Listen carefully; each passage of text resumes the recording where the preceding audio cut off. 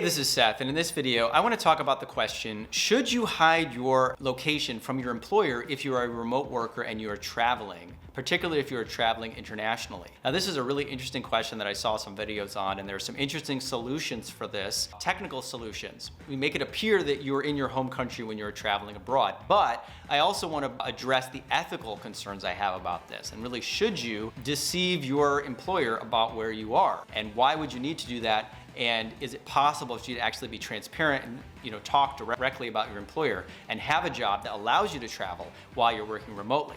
So I'm going to get into all that in just a minute. I'm going to tell you how you could actually hide your location, and also talk about if you should do that. But before I do that, please, if you like this content, hit that like button and subscribe to this channel so that you can be notified whenever I upload new, useful content. So you're a remote worker and you want to travel while you're working. Now, there's a few situations where you might not want to talk to your employer about that. The first situation is if you have a job that has a policy, a legal policy that you can't leave your home city or state. And that is often the case with government jobs or healthcare related jobs.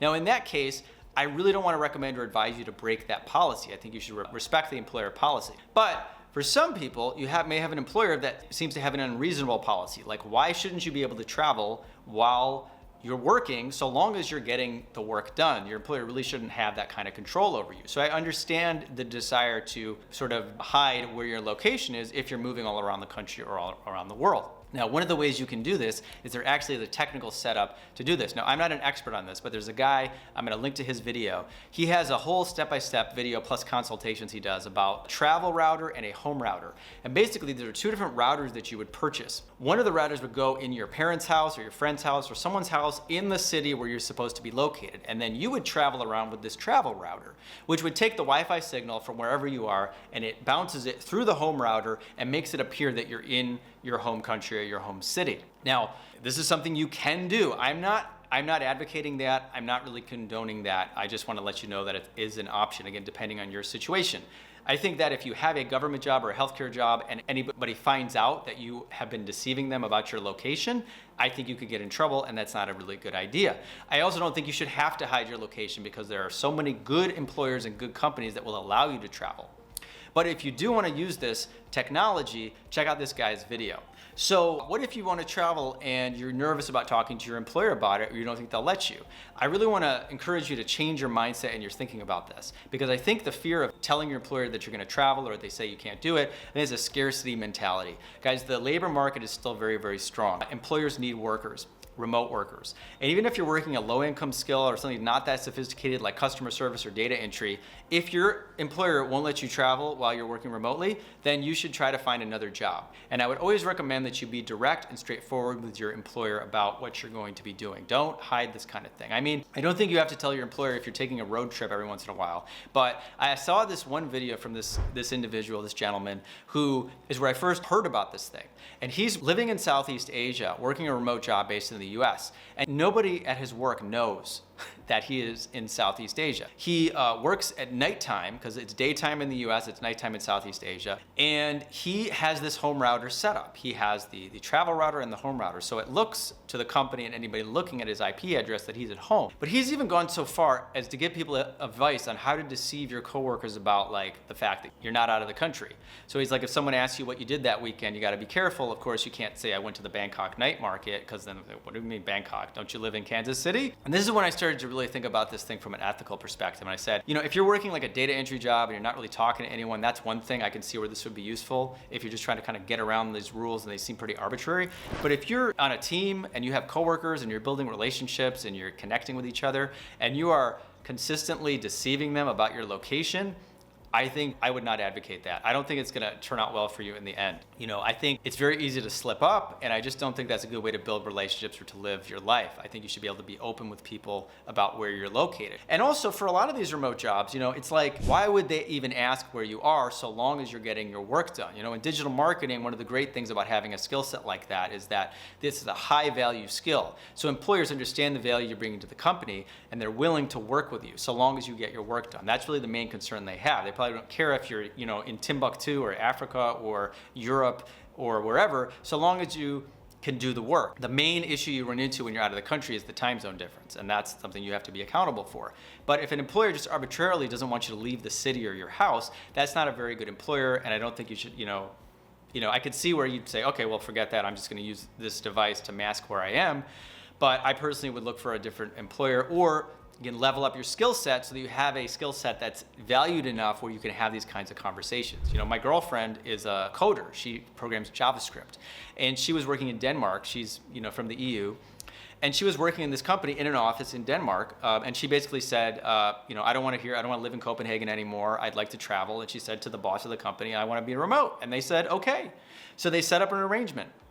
And so basically now when we travel, they're 5 hours behind us here in Asia. She's on meetings with them like 3 times a week, and they have very direct, clear communication. She does her work. She has that flexibility. They know that she's out of the country, and it's fantastic. I don't know how anything would really work if she was pretending that she was still in Denmark while she was actually here in Asia. I don't think it's a good thing for your soul, personally.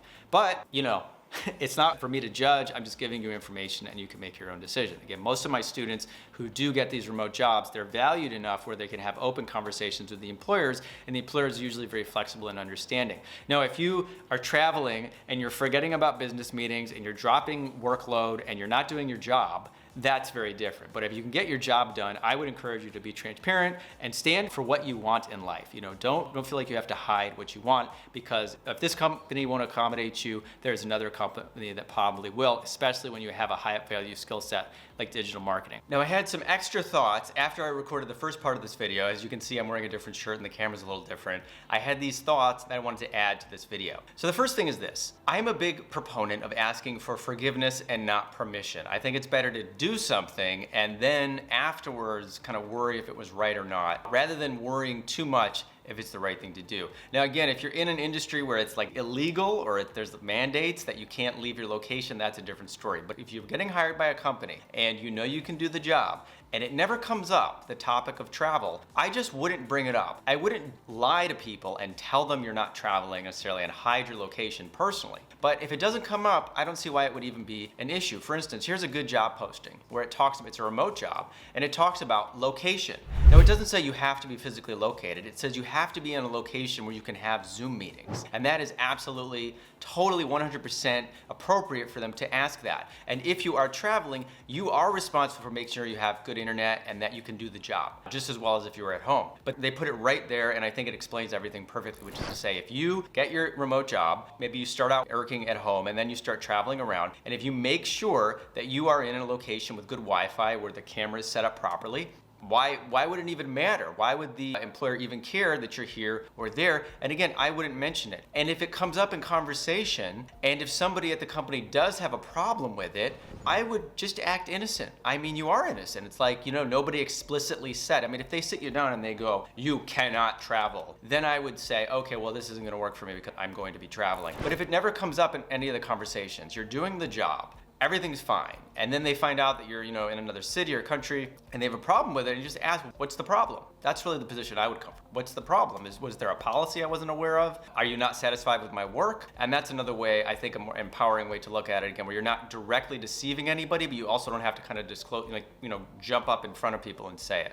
Because honestly, at the end of the day, like when I see a posting that says you just need to be able to make Zoom calls, I think that's really it. The company just wants to make sure you're going to be reliable, dependable, and do the job so that they can deliver to their clients and everybody can make money and be happy. And that's the most important thing. Now, my second thought is freelancing. Now, I've talking about this more and more on the channel, and the platforms that are available for freelancing nowadays are just so exciting. I think Fiverr.com started out as a very niche thing, and now it's a huge platform with millions of visitors every month. And you actually do have the opportunity to create profitable gigs on Fiverr, doing things you probably already know how to do, whether that could be proofreading, that could be writing, that could be translation. There's a lot of different topics. I'm making some other videos about it, but I just wanted to point this out, and especially if you're in digital marketing, you can also freelance and get your own clients. And when you have your own clients, you don't really have to worry. They don't care where you are.